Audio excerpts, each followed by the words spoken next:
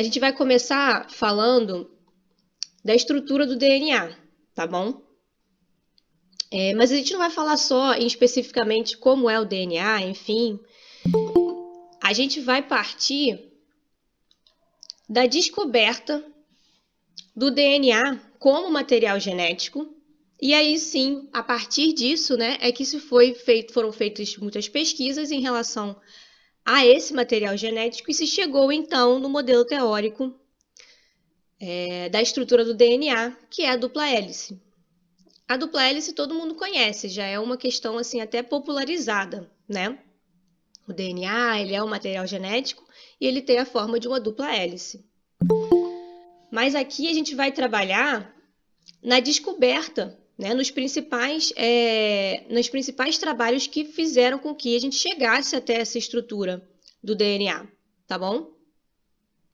E antes disso até, né, eu mostrei para vocês na última aula, né, falando do histórico, a gente falou lá de Mendel, a gente falou de Darwin, tudo mais. O campo da genética ele já estava ocorrendo, né? Já existiam muitos estudos em relação à hereditariedade, à transmissão, né? A conservação e a transferência da informação genética em si. Já se sabia que existia o que seria um material genético, né?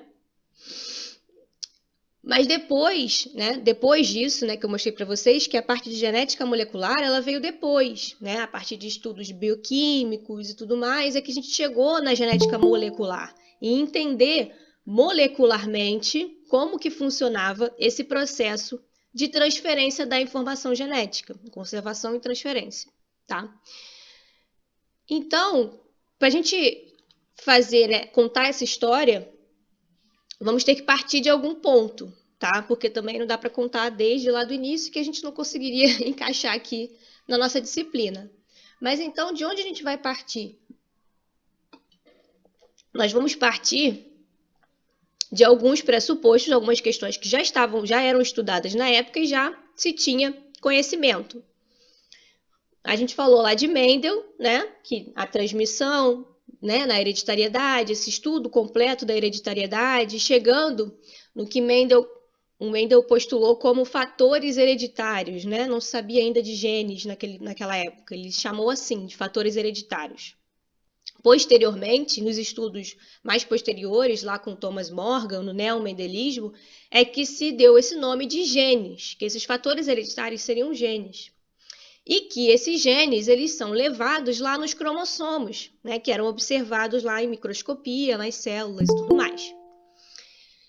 Então, e também, né, havia esse postulado a partir desses estudos que esses genes seriam levados nos cromossomos e que existiam também os alelos, né, os fatores hereditários, né, um levando uma característica, outro levando uma outra característica diferente, seriam os alelos. Vocês lembram que a gente falou desse conceito? Todos esses conceitos foram sendo trazidos a partir desses estudos. Então, teriam os alelos, né, que eram obtidos a partir de mutações, né? Então, um mutante teria uma característica diferente, tudo mais. E eles observaram que isso se devia principalmente a esses polimorfismos, né, nas populações, se deviam às diferentes proteínas que estavam sendo expressas ali, né, trazendo esses fenótipos diferentes, né? E aí postulou-se que os genes, de alguma forma, né, quando você tinha um gene, um alelo tal, você tinha uma proteína tal, né? Então eles começaram a postular que cada um desses genes seriam responsáveis pela formação das proteínas, né? Que não era algo errado de se dizer.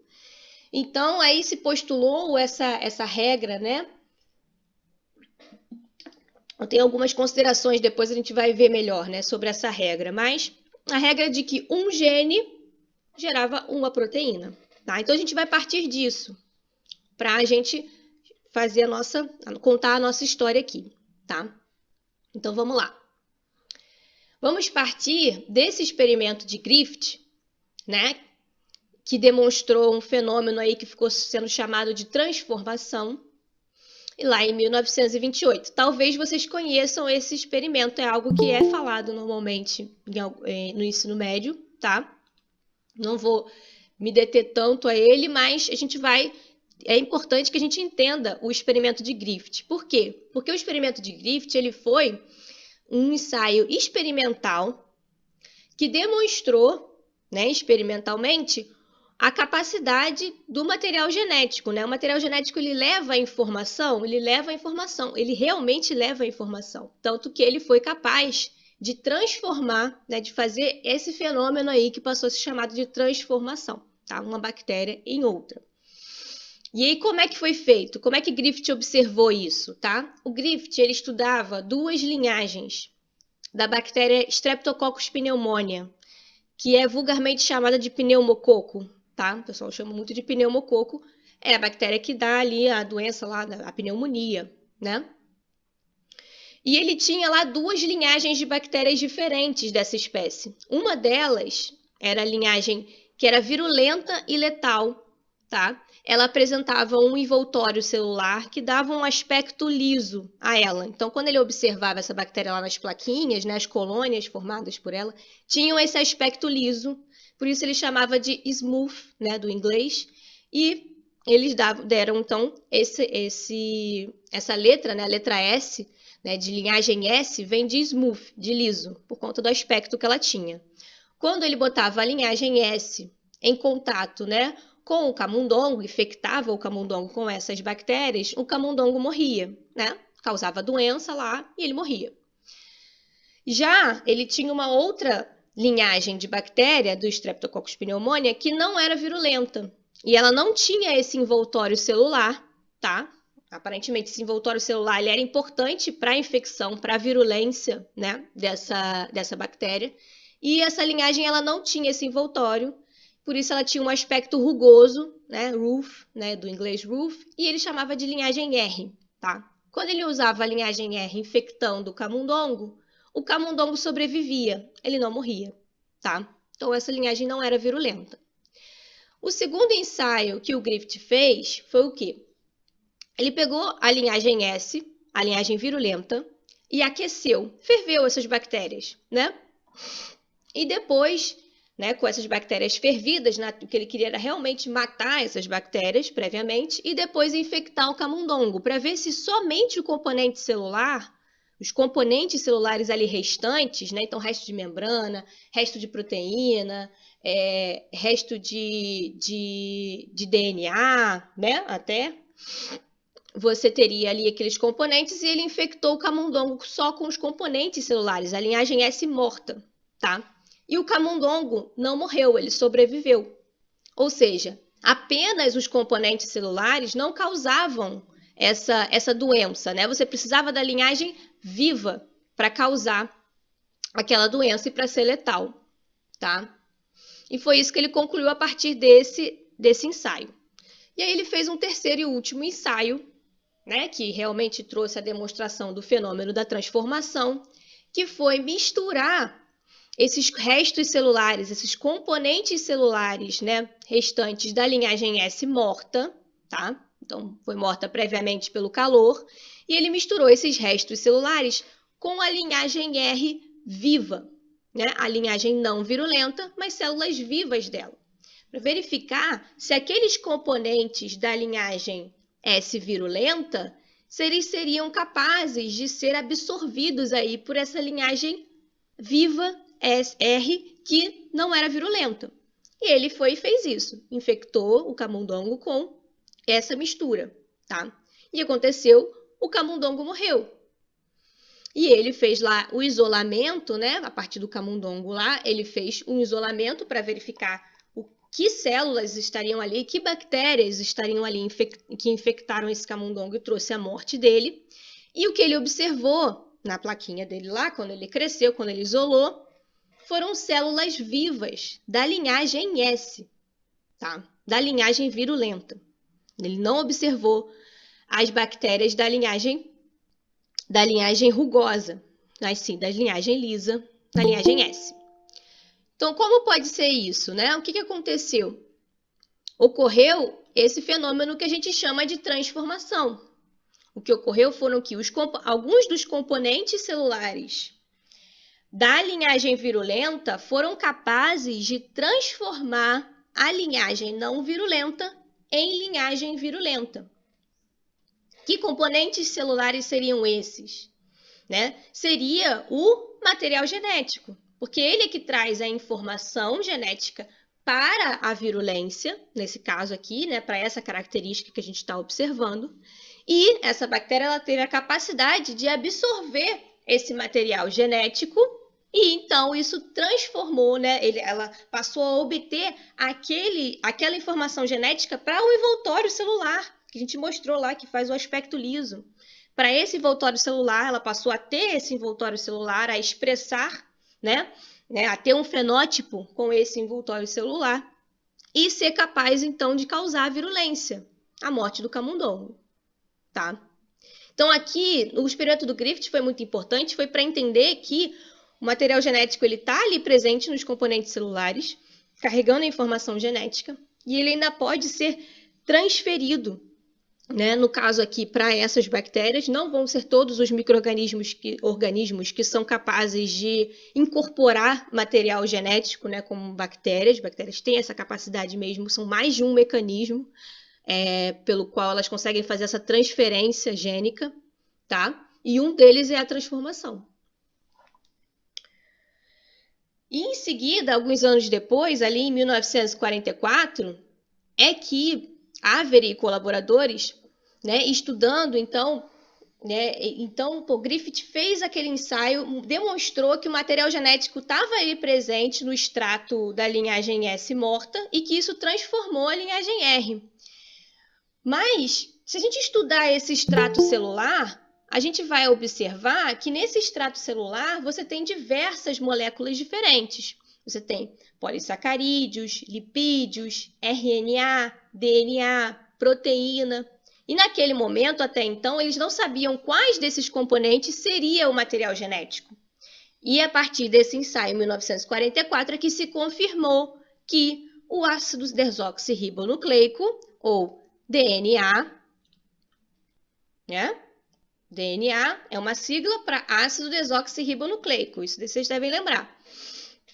Que ele é que realmente era o material genético. E como é que Avery e colaboradores fizeram isso, né? Eles pegaram aquele extrato celular e fizeram um tratamento prévio com aquele extrato para seletivamente observar o resultado para cada um dos componentes celulares. Então, eles fizeram o quê? Eles fizeram a degradação, por exemplo, de polissacarídeos e observaram o resultado do experimento. Se você dá um extrato celular ali sem polissacarídeos, destruindo, degradando os polissacarídeos, você tem o mesmo resultado. Então, não é o polissacarídeo que é o material genético. Lipídios, mesmo resultado. RNA, vamos degradar o RNA? Mesmo resultado. Vamos degradar as proteínas? Mesmo resultado. Tá? Apenas quando foram utilizadas aí nucleases de DNA que degradavam o ácido desoxirribonucleico é que você teve um resultado diferente. Se você tratasse aqueles componentes celulares, destruísse todo o DNA ali presente, a transformação não acontecia. E a transformação não acontecia porque o ácido desoxirribonucleico, o DNA, é o material genético. Isso aí ficou claro, gente? Vamos seguir.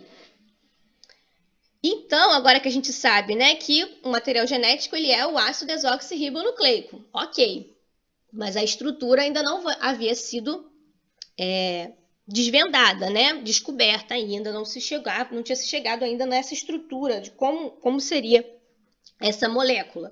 Mas o que se sabia até então, a partir desses estudos da transferência, né, da informação genética, era que o material genético ele tinha que ter 3 propriedades essenciais, tá? Que propriedades eram essas que vocês têm que saber? A primeira delas seria que o material genético ele teria que estocar um grande conteúdo de informação genética, né? Porque se a gente tinha postulado lá do início, né, que eu mostrei para vocês, já se sabia que um gene gerava uma proteína, e se com os estudos, né, já se sabia que eram diversas proteínas que estavam presentes lá nas células, nos organismos, desde os mais simples até os mais complexos, são muitas proteínas, são milhares de proteínas. Então, o material genético tem que estocar uma grande quantidade de informação genética. Então, essa é a primeira propriedade. Ele tem que conseguir estocar e conservar um grande conteúdo de informação genética.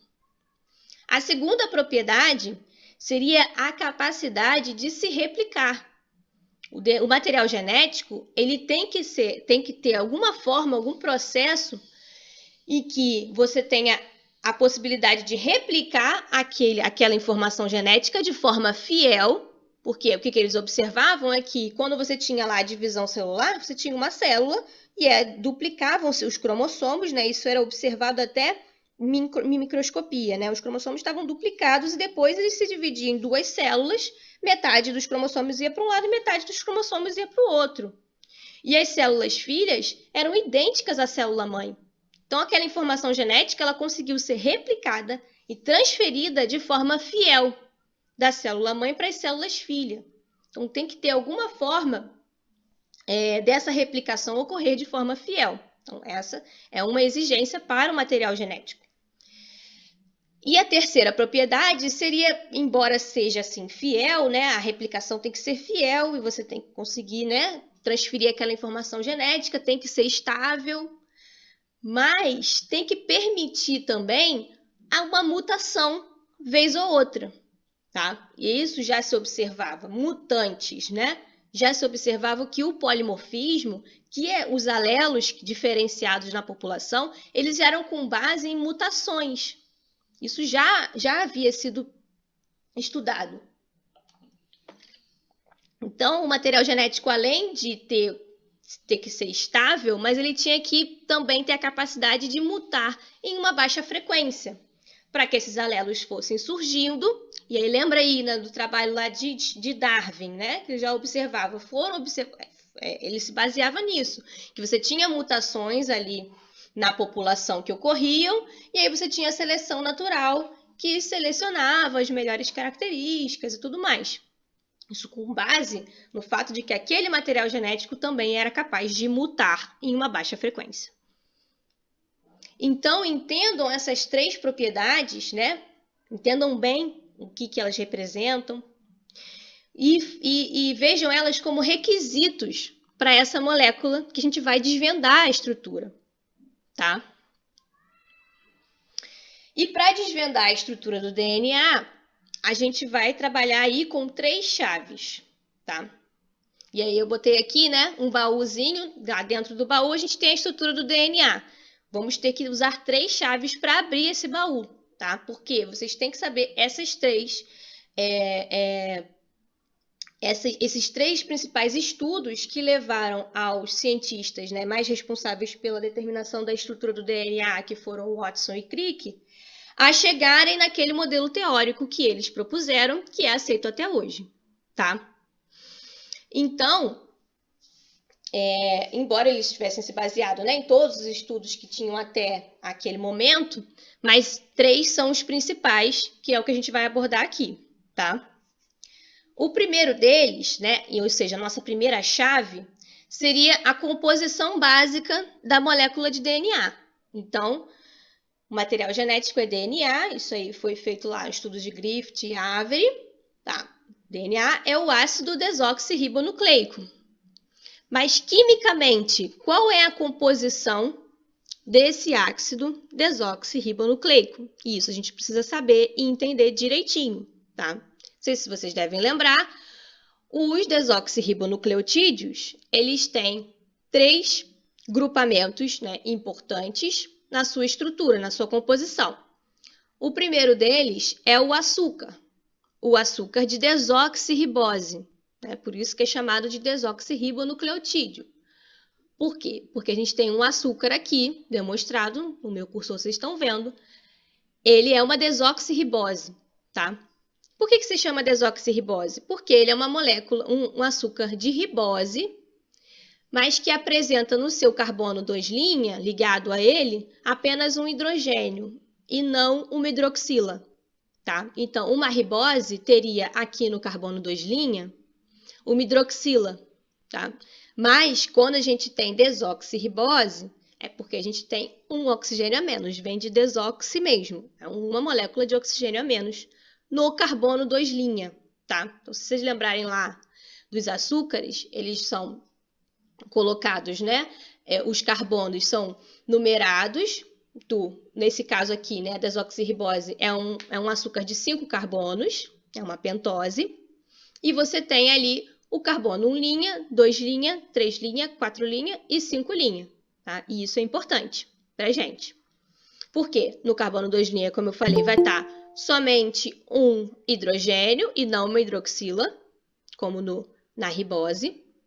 No carbono 1' vai estar ligado o grupamento da base nitrogenada, tá? E a base nitrogenada aqui está sendo mostrada a de adenina, mas nós temos 4, como vocês já devem saber. No carbono 5', a gente tem ligado o outro grupamento, né? Dentre os 3, né, que eu falei, temos o açúcar, temos a base nitrogenada, e o terceiro, que está ligado no carbono 5', é o grupamento fosfato, tá? Então, temos o grupo fosfato, açúcar e base nitrogenada. Esse é um desoxirribonucleotídeo. Então, essa era a composição básica da molécula de DNA. Com cada uma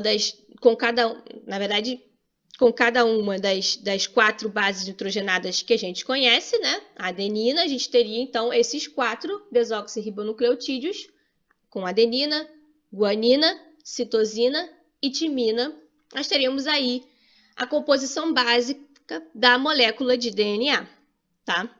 Só lembrando que as bases nitrogenadas de adenina e de guanina, elas têm 2 anéis, vocês conseguem observar? E as de citosina e timina têm apenas um anel. E é assim que a gente chama, né? Elas estão dentro desses 2 grupos aqui, devido a essa estrutura desses anéis. Então, a gente tem as purinas, tá? São essas que têm os 2 anéis, adenina e guanina. E a gente tem as pirimidinas, que tem apenas um anel, citosina e timina, tá? Então, se essa era a composição básica da molécula de DNA, e a molécula de DNA, né, deveria, né, conter ali uma informação e tudo mais, por que a gente não pensa que esses que seriam os blocos estruturais dessa molécula? E se são os blocos estruturais dessa molécula, nós poderíamos pensar aí em uma sequência, eles ligados em sequência, né? Formando um filamento, ok? Então, a partir dos estudos lá de Watson e Crick, eles observaram esse como a composição básica e observaram isso como um bloco estrutural, que formando ali um polímero, tá? Então, essa primeira chave dá um pouco dessa resposta. Vamos para a segunda. A segunda chave, talvez vocês se lembrem também do ensino médio, foram as regras de Chargaff. E Chargaff foi quem? Chargaff ele foi um bioquímico. Lembra que eu falei para vocês na última aula que a genética molecular ela é a união da genética com a bioquímica? Então, é isso mesmo. Ele foi um bioquímico que estudou bastante a composição química do DNA, tá? De diversos organismos. Então, ele estudou desde bactérias até células eucariontes, até DNA, né, extraído de humanos, para chegar no que ele observou como um padrão. O que ele Professora, observou? Pode falar. Travou, a gente não escutou o que você disse. Ah, desculpe. Será que é a minha internet? Deixa eu ver aqui. Tá direitinho. Estão me ouvindo agora? Será que destravou? Sim, agora voltou, mas a gente não escutou. Quando você começou regras de Chargaff, a gente já não escutou mais. Ah, tá bom, obrigada. Então, o Chargaff, ele foi um bioquímico. E se vocês se lembram da última aula, eu falei para vocês que a genética molecular, ela foi muito da junção do campo da genética com a bioquímica. Começar a entender a composição bioquímica, né? A bioquímica, ela é a união, né, da química, é a química da vida, das moléculas dos seres vivos, né? Então, os bioquímicos, eles estavam estudando o DNA pela sua composição química, tá? E isso que Chargaff fez, que foi extremamente importante. ele começou a estudar a composição química do DNA de diferentes organismos. Então, ele passou por células de bactérias, células eucariontes vegetais, células eucariontes animais. E ele observou um padrão que sempre aparecia para todos esses organismos que ele estudou. O que é muito interessante dentro da ciência, dentro do método científico, a gente começar a observar padrões, tá? E esse padrão que ele observou trouxe o que a gente chama de as duas regras de Chargaff. A primeira delas foi que a quantidade total de nucleotídeos pirimidínicos, e eu falei para vocês quem são as pirimidinas, né?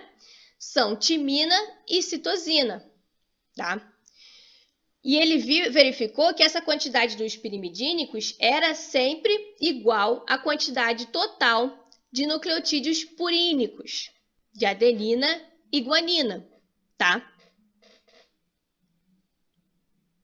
Aí tá cortando algumas vezes? Pessoal, para mim tá normal aqui. A internet nem tá caindo. Tá bom. Então, essas regras, né, a gente já começa sabendo, né, hoje, né, qual é a estrutura do DNA, a gente já entende o porquê que chegou a esse padrão, né?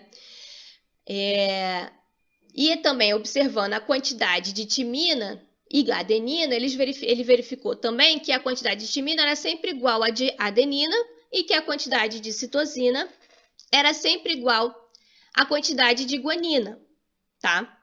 Então, ele estudou essa composição mesmo, tá? Ele quantificou a quantidade de nucleotídeos de um tipo de adenina em relação à quantidade de citosina, em relação à quantidade de guanina, né? Então, ele foi fazendo essa análise e chegou a essas duas regras, né?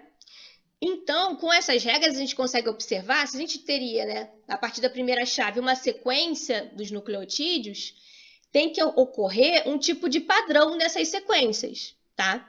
Para poder você ter sempre a quantidade igual uma em relação à outra, tá? E uma em relação à outra, sempre que aparecer uma adenina, vai estar aparecendo uma timina, para poder você ter essa observação de Chargaff funcionando, tá? Então, essa foi a segunda chave. Qual foi a terceira chave? A terceira chave foi o que chegou, que trouxe realmente foi o ponto final para que Watson e Crick chegassem ao modelo teórico da dupla hélice, que foi justamente a chave que trouxe a ideia de que o DNA ele estava no formato de hélice, tá? E esse estudo ele foi feito lá no campo da física, tá? Foram estudos de difração de raio-x com cristais de DNA, tá? Então, foram feitos lá pela Rosalind Franklin, tá? A Rosalind Franklin estava estudando diversos DNAs, ela fazia cristais desses DNAs e usava a difração de raio-x. A difração de raio-x fazia, então, a exposição lá, né, num filme, e você tinha um padrão de manchas, né, a partir daquela exposição, e você conseguiria, a partir daquilo, a partir dessas radiografias, a partir desses que podem ser chamados, né, de fotografias, né, desse padrão ali, pelas manchas, você viu um padrão estrutural. E aí, assim, a partir disso, a partir da difração de raio-x, a gente consegue inferir a estrutura de diversas macromoléculas, tá? E o grande goal, né, a grande ideia da Rosalind Franklin foi estudar a difração de raio-x do DNA. E ela chegou nessa fotografia aqui, tá? Não vou me aprofundar muito em como seria a interpretação, né, da difração de raio-x, mas é importante que vocês entendam que a partir dessas manchas, esses padrões de mancha, o que você conseguiria ver aqui era, mais ou menos, uma hélice, né? Uma estrutura em formato helicoidal vista nesse ângulo aqui, de cima, tá? Onde meu cursor está mostrando, vista de cima. Em que você teria, então, ali um padrão sendo observado, tá? Dentro dessa estrutura, e que além de ter uma estrutura helicoidal, aparentemente, tinha um raio, um tamanho de raio similar, tá? Ao longo dessa estrutura. E a gente já vai falar do raio da molécula, né? O quanto foi importante também para se desvendar a estrutura. Mas a partir dessa terceira chave, o que Watson e Crick concluíram foi que a molécula de DNA ela seria longa e fina e teria uma estrutura helicoidal. E então, com essa terceira e última chave, é que Watson e Crick finalizaram o seu trabalho, propuseram, né, o modelo teórico do DNA da dupla hélice, tá? Em 1953. Eles fizeram a publicação desse artigo aqui, de 2 páginas, né? Apenas 2 páginas, e revolucionando aí, né? O campo da biologia. E dando aí o que seria esse modelo teórico. Aqui, ó, o resultado da Rosalind Franklin, tá? Tá aqui publicado no artigo, embora o nome dela não esteja na autoria, mas aí são outras questões, outras discussões aí, tretas científicas que ocorreram. E a partir disso é que eles determinaram abrir o nosso baú aqui e chegamos na dupla hélice. A dupla hélice seria o quê? Seriam 2 cadeias ou filamentos, a gente chama de cadeia, fita, filamento, é tudo a mesma coisa, tá, gente? São 2 filamentos de nucleotídeos, né, em sequência, aquele polímero, né, torcidos na forma de uma dupla hélice, tá? E esses 2 filamentos de nucleotídeos, eles são mantidos juntos por pontes de hidrogênio entre as bases de cada filamento, que estão voltadas para dentro da molécula. Então, as bases voltadas para dentro da molécula, formando essa dupla hélice, tá? Lembram que as bases têm aqueles anéis, né? Então, quando você tem essas bases sendo voltadas para dentro, você tem uma hidrofobicidade dentro da molécula, né? Você expulsa as moléculas de água nessa parte de dentro e fazendo uma estrutura extremamente estável, tá? Com esses anéis hidrofóbicos aí sendo protegidos nessa estrutura, tá bom? E como é que acontece, então, a formação do filamento, né? Esses filamentos que a gente mostrou, a gente, né, sempre observa um nucleotídeo ligado no outro. Mas agora vocês têm que saber como é essa ligação. Como essa ligação ela está ali presente nos filamentos do DNA. E como é? A ligação ela vai ser feita entre o açúcar de um nucleotídeo ligado ao grupo fosfato do nucleotídeo adjacente, e assim por diante. Então, aqui a gente tem um nucleotídeo, que eu já mostrei para vocês agora há pouco, e aqui a gente teria um outro nucleotídeo, e eles vão estar ligados aqui, entre a hidroxila do carbono 3' de um açúcar e o grupo fosfato, que está ligado no carbono 5' do açúcar seguinte. E esses 2 grupamentos aqui estão ali ligados e assim é que você forma a cadeia, tá? E por isso que a gente tem aquela terminologia de 5' e 3'. Vem do carbono do açúcar, tá? Então, se a gente tem aqui esse nucleotídeo ligado a esse nucleotídeo, o que a gente tem nessa ponta de cá seria o carbono 5' ligado ao fosfato aqui livre, nessa ponta.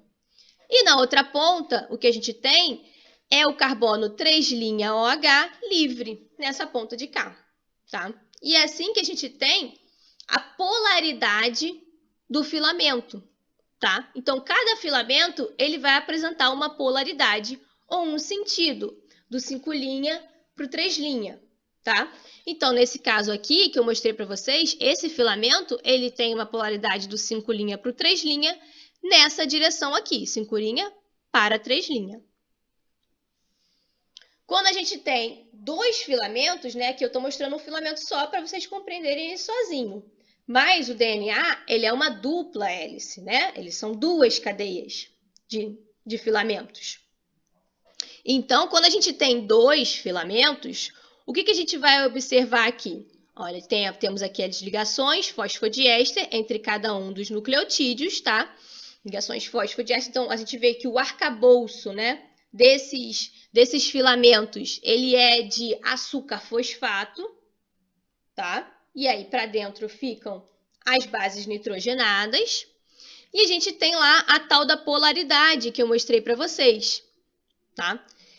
Quando você tem dois filamentos sendo unidos, a polaridade ela é inversa, ela é sempre em sentidos opostos, ou seja, um determinado filamento vai ter lá na sua ponta 5' livre e aqui a sua ponta 3' livre. Tá nesse sentido, o 5', 3'.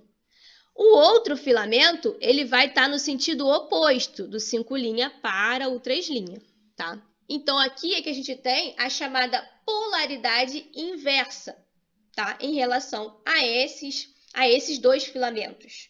Somente assim, pela polaridade inversa, é que a gente tem a possibilidade desses filamentos estarem, então, ligados um ao outro pelas ligações de hidrogênio entre as bases nitrogenadas. Tá, galera? Tudo isso aqui, pode falar. Você pode explicar de novo como é que se dá essa polaridade? Então, a polaridade, Watson e Crick, eles fizeram um modelo teórico para os filamentos de DNA, correto? Se você tem um filamento, né, uma sequência de nucleotídeos em um determinado filamento, se eles estivessem na mesma polaridade, você não teria a formação da dupla hélice. Compreende? Sim. Elas só poderiam fazer a ligação entre um filamento e outro e formar, então, a dupla hélice, tá? Que aqui não está em hélice, mas é só para a gente observar, né? E formarem, então, a dupla hélice apenas se eles estiverem em polaridades inversas, tá? Em sentidos inversos. É como se um nucleotídeo está virado para um lado e os outros nucleotídeos do outro filamento, eles estão virados para o outro lado, tá? Entendi. Por isso você tem aqui, como a gente observa a polaridade, o que está aqui na ponta de cá? 5'. O que está na ponta aqui de cá? O 3', tá? Então, aqui o sentido é 5' para o 3', de baixo para cima. No outro filamento, a ponta de cá livre está o 5' e a ponta de cá está o 3', então, esse filamento aqui, a polaridade dele é 5' para o 3', de cima para baixo, e o outro de baixo para cima. Só assim é que você consegue fazer a ligação de um com o outro e formar a dupla hélice, tá? Isso tudo foi postulado e observado por Watson e Crick. Eles chegaram a observando aquelas moléculas e como elas teriam espacialmente, né, dentro do espaço, como elas conseguiriam se dispor, e elas conseguiriam se dispor e formar essa dupla hélice apenas com polaridade inversa. Não é possível fazer isso sem a polaridade inversa. Entendeu, Larissa? Deu pra Entendi, obrigada. Então, vamos seguir. E aí é importante ressaltar que a forma helicoidal, ela é adquirida pela molécula porque ela é a forma mais estável, né? A gente sabe que na química isso acontece, né? A forma mais estável é a forma que a gente vai observar na natureza, né? Se houvessem forças que impedem aquela forma de acontecer, ela não aconteceria. Ela acontece porque ela é a forma mais estável que esses dois filamentos se encontram. Vão apresentar quando eles estão aí ligados um ao outro, tá? Mas quando você tem apenas um filamento, então se eu quebro as ligações de hidrogênio aqui e separo os dois filamentos de DNA, eles vão ter o formato de hélice, cada um deles? Não. Eles vão ter outros formatos, outras estruturas. A gente vai até falar disso depois. Agora, eles não vão ter aquela hélice, aquela formazinha de hélice. Às vezes a gente vê isso, né? Um pouco de forma errada. O pessoal coloca muito, né? Representa lá o DNA em dupla hélice e aí mostra lá o DNA é uma fita dupla e o RNA fita simples. Aí normalmente bota o RNA lá em hélice, assim, uma fita única em hélice. Eu acho super bonito. É só porque a pessoa, enfim, é sempre hélice, né? A gente coloca... Não, mas quando você tem uma fita única, ela vai adquirir diversas estruturas secundárias lá, né? Estruturas. Mas não vai ficar em forma de hélice. Vai ficar em forma de hélice quando você tiver esses filamentos ligados um ao outro, tá? Na polaridade inversa. Tá? E quando você tem essas dupla hélices sendo formadas, a gente, né, se a gente for formar sempre uma hélice assim, você sempre observa que você tem um sulco maior e um sulco menor, tá? Quando elas forem formadas, tá vendo? Aqui você tem uma abertura maior e aqui você tem uma aberturazinha menor. Vocês estão vendo? Isso é o que a gente chama de sulco maior e aqui é o que a gente chama de sulco menor, tá? E só para observar que nessa estrutura esses sulcos são formados. E o sulco maior, ele é aquele que expõe um pouco mais, né? O que seria a parte Professora, interna. Pode bom falar. dia. Pode apontar de novo, por favor, que eu não consegui visualizar? Qual parte? É a primeira que a senhora falou. Do sulco? Isso. Então, quando você tem uma dupla hélice sendo formada, ela vai ter essa estrutura aqui mostrada, tá vendo? Quando essa hélice sim. vai acontecendo, você vai ter sempre um lado. Eles vão, na verdade, se intercalando, né? Por aqui é mais fácil de observar, por exemplo. A gente tem aqui os sulcos, eles vão se intercalando. Aqui a gente tem um sulco menor e em seguida vai ter um maior. Em seguida vai ter um menor, em seguida vai ter um maior. Eles vão se intercalando, tá? Nas hélices. Se você for observar as hélices, você vai ter isso. Você vai observar que em um lado ela vai estar mais exposta e no outro lado ela vai estar menos exposta. Na próxima virada vai ser o contrário. Para o lado de cá, ela vai estar menos e para o outro lado ela vai estar mais exposta, tá? Essa parte de dentro. E essas lateraisinhas são chamadas de sulcos. Isso nem é tão importante, não.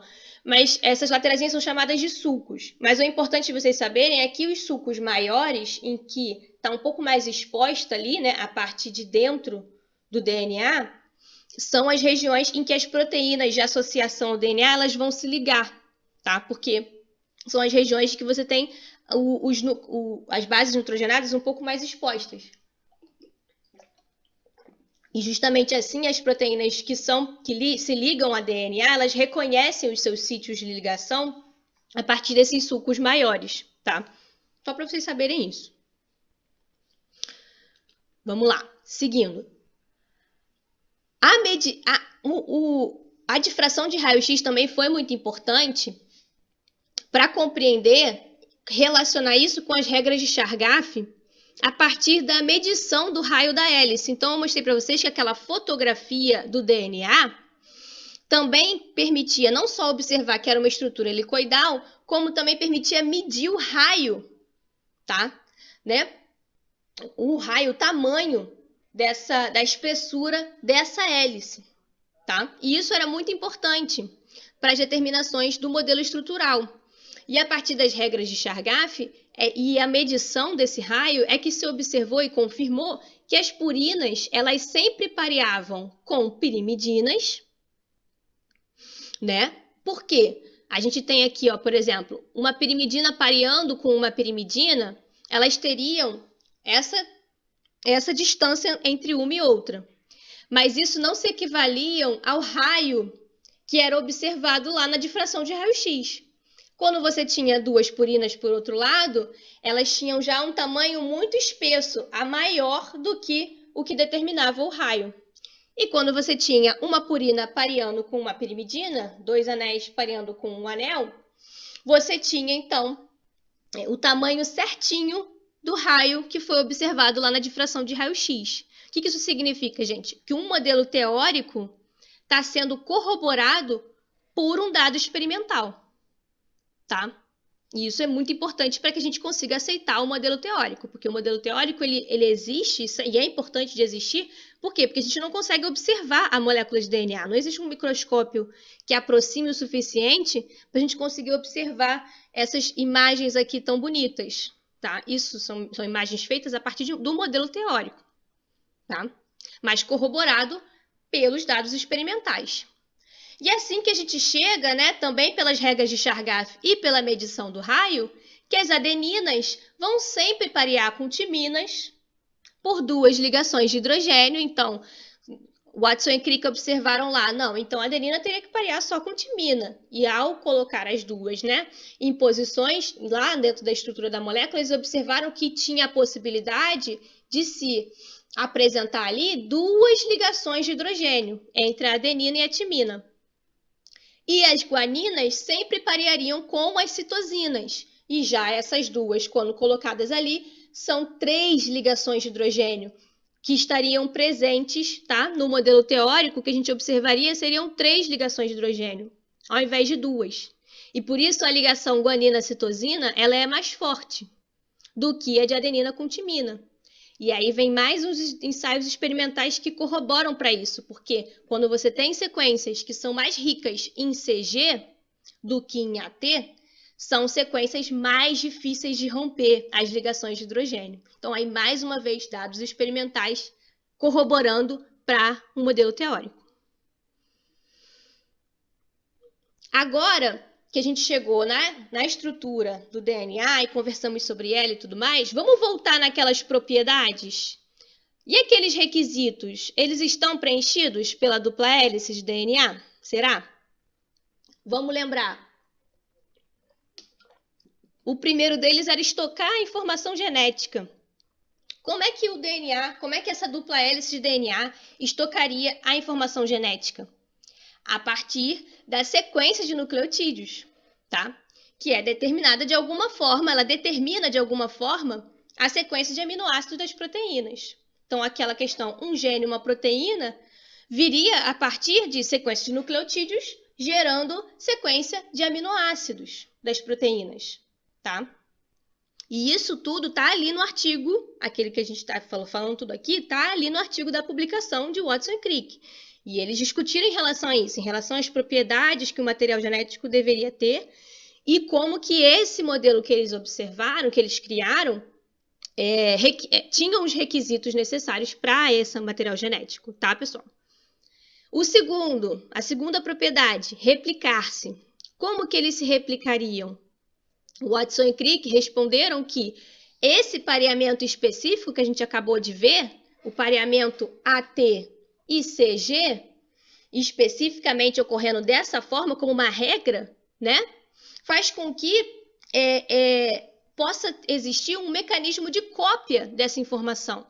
Porque se C sempre pareia com G e A sempre pareia com T, eu posso copiar, fazer uma cópia desse filamento, né, e fazer, então, a replicação, que a gente já vai ver. Eles ainda propuseram a replicação como semi-conservativa, que a gente já vai ver.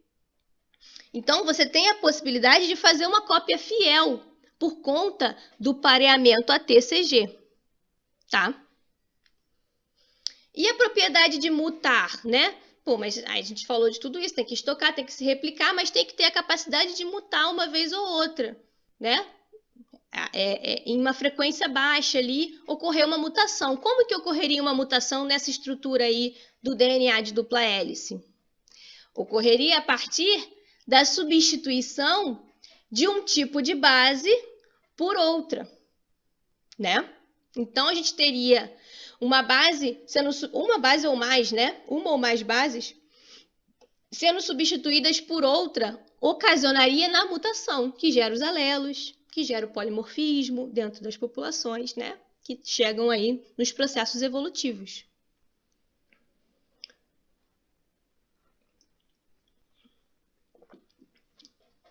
Agora a gente falou da estrutura do DNA, né? Vamos falar da estrutura do cromossomo, que foi algo que a gente pontuou na última aula. E eu queria só trazer para vocês relembrarem que os cromossomos eucarióticos, né? Eles têm essa conformação, eles são um DNA linear, que quando estão ultra compactados, né? Formam lá aquele formato do cromossomo que a gente viu, tá? Mas como ocorre isso? A gente tem lá a dupla hélice de DNA, que a gente acabou de ver a estrutura dela. Ela vai passar por diferentes graus de compactação até chegar no cromossomo. O primeiro grau de compactação, se vocês se lembram aí do ensino médio, é a formação dos nucleossomos, tá? A formação dos nucleossomos é a interação da dupla fita de DNA com as proteínas chamadas de histonas, lembram? As histonas Elas vão ser lá um octâmero de proteínas, são várias proteínas associadas, e aí o DNA ele dá 2 voltas dentro desse octâmero de histonas, e essa associação histonas-DNA, ela é chamada de nucleossomo, tá vendo? Um único aqui, nucleossomo apresentado. Só fazendo essas voltinhas, né, dentro desses nucleossomos, você tem esse primeiro grau de compactação que compacta o DNA em 6 vezes, tá? Então, é esse primeiro grau aqui de compactação. E você tem o segundo grau de compactação, que são esses nucleossomos fazendo um enrolamento também helicoidal, tá? Ele vai fazendo um enrolamento assim, de 6 em 6 nucleossomos para cada volta. E aí você forma uma fibra que compacta o DNA em aproximadamente 40 vezes. Esse é o segundo grau de compactação. Esses são os mais importantes da gente saber. Os graus acima disso, né, que seriam esse aqui, né, que você tem o enrolamento dessa fibra com uma proteína que é um esqueleto e tudo mais, esses graus seguintes de compactação, eles vão ocorrer somente para formar o cromossomo completamente condensado para fazer a divisão celular. Só nesse momento é que esses graus seguintes de compactação vão existir para formar o cromossomo. Já esse primeiro e segundo grau de compactação, eles estão sempre presentes na cromatina, mesmo quando a célula não está em divisão, tá? E por que eles são importantes? Porque os eucariotos, eles têm uma quantidade muito grande de DNA. Sem esses graus de compactação, você ficaria uma bagunça. Você conseguir entender que posições lá do DNA você precisa acessar para fazer os processos celulares e quais regiões podem ficar mais compactadinhas lá, guardadinhas. Alguém na última aula me perguntou, falou sobre a eucromatina e heterocromatina. Se o cromossomo seria heterocromatina. Eu falei que não, que a cromatina em si, ela tem diferentes graus de compactação e nesses diferentes graus de compactação que a cromatina tem, é que ela vai ser chamada de eucromatina e heterocromatina. Então, você vai ter regiões da cromatina do DNA que elas vão estar completamente descompactadas, porque elas precisam ser acessadas 100% do tempo quando a célula está lá fazendo os processos celulares dela. E aí, essa cromatina é chamada de eucromatina, tá? Ela só vai se compactar para fazer a divisão celular, tá? Já a heterocromatina é uma região da cromatina que vai se encontrar ali compactada sempre. Em que nível? No primeiro e no segundo grau de compactação, tá, pessoal? Não no nível mais alto, mas no nível ali até o segundo grau de compactação. A heterocromatina ela vai estar um pouco mais compactada. Por quê? Porque ela não precisa ser acessada por aquela célula, tá? Existem regiões do DNA que são heterocromatina constitutiva, ou seja, 100% do tempo, aquela cromatina ali, aquele DNA naquela região, ela vai estar compactada independentemente do tipo celular. Então, seja um tipo celular de pele, ou seja, um neurônio, ou seja, uma célula muscular, qualquer que seja a célula, tem regiões do DNA que vão estar sempre compactadas. Mas se elas vão estar sempre compactadas, por que elas existem? São regiões importantes, regulatórias do DNA. Nós temos muitas regiões no nosso DNA. Isso faz parte do nosso processo evolutivo, que a gente chegar até aqui, e são regiões que não são mais acessadas pelas nossas células, e elas vão estar sempre compactadas, mas são importantes. E a gente tem a heterocromatina, introns. Não são os introns, mas a gente já vai ver introns depois. Heterocromatina facultativa. A facultativa, ela seria regiões que são compactadas dependendo do tipo celular, tá? O tipo celular, por exemplo, do neurônio, ele vai ter regiões que vão estar compactadas porque ele não acessa por ser um neurônio. Regiões que ele não precisa expressar. Mas, às vezes, uma célula do tecido endócrino, hormonal, que secreta lá os hormônios e tudo mais, ela precisa acessar essas regiões. Então, tem regiões de heterocromatina que são facultativas, que vão estar presentes, compactadas em algumas células e não vão estar compactadas em outras, tá? E tem as constitutivas que eu acabei de falar, são em todas. Cromatina é o nome dado ao primeiro e segundo grau de compactação. Também é dado a nenhum grau de compactação. Eu posso estar falando da eucromatina, que não está nem compactada, entendeu?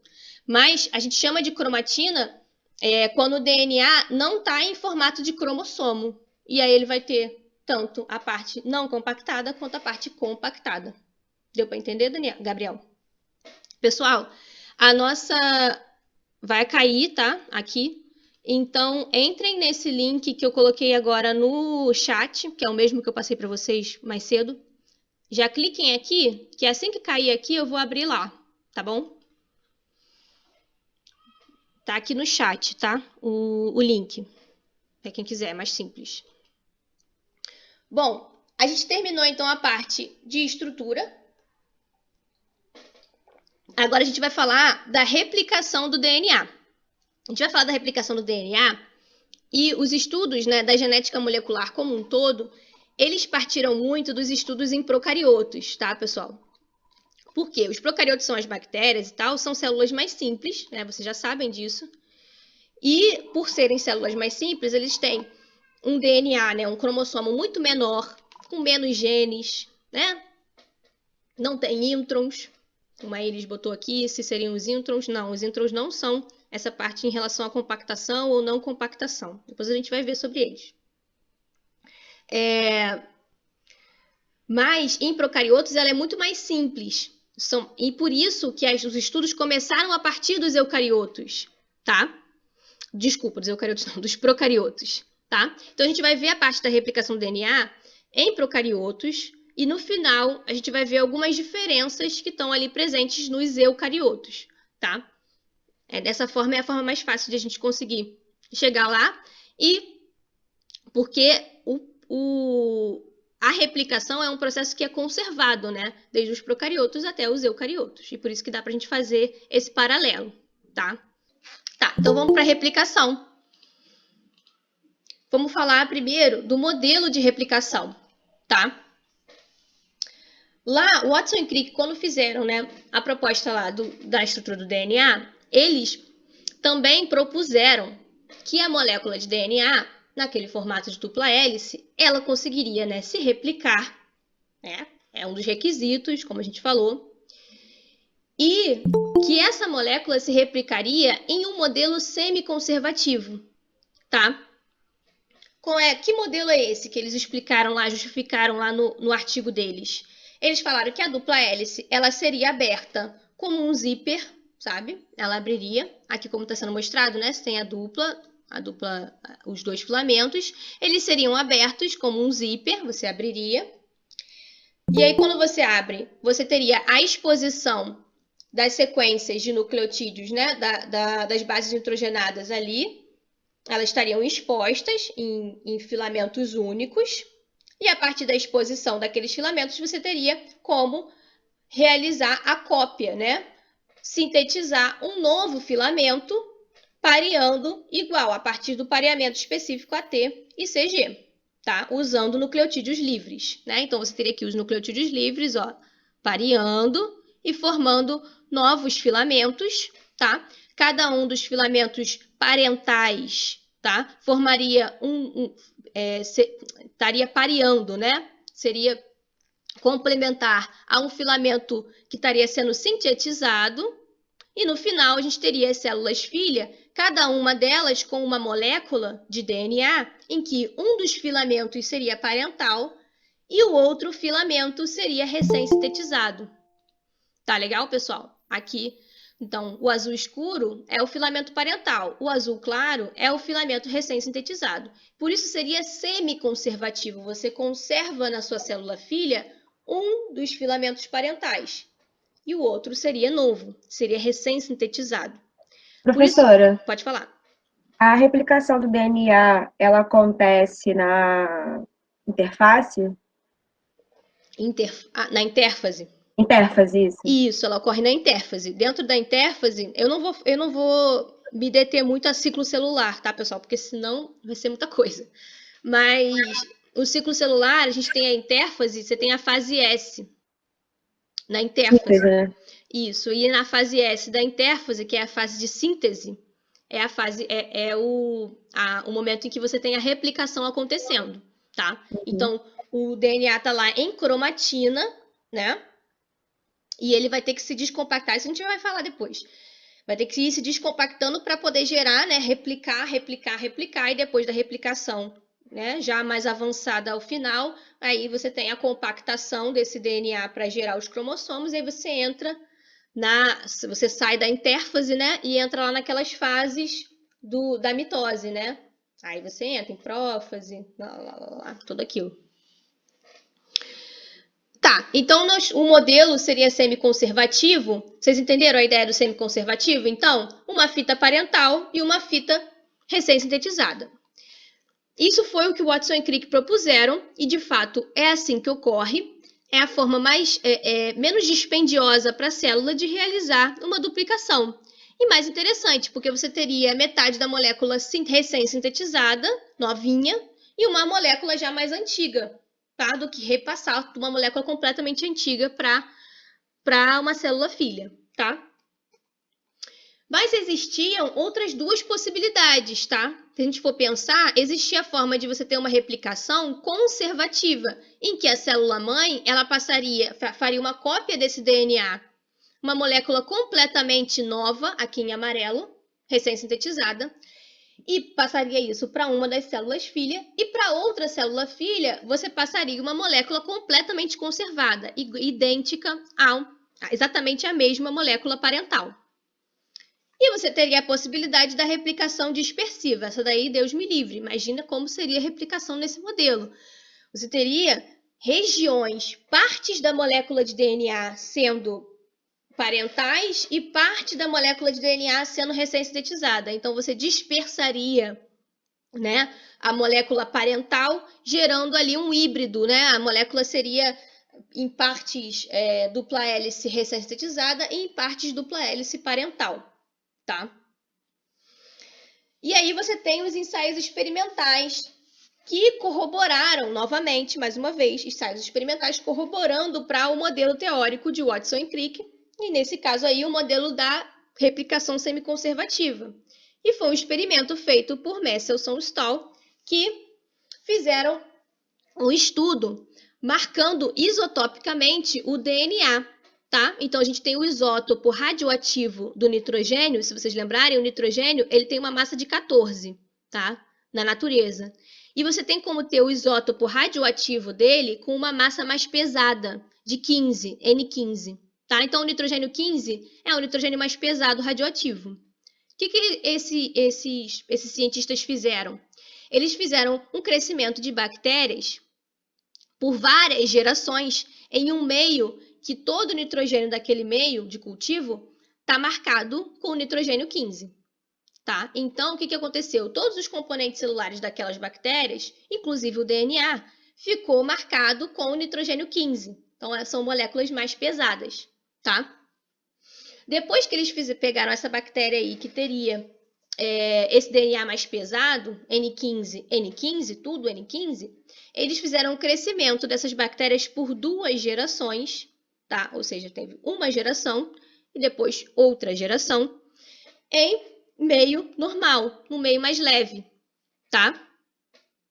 Em N14. Tá? Então, eles em seguida fizeram esse cultivo por 2 gerações no meio mais leve N14, tá?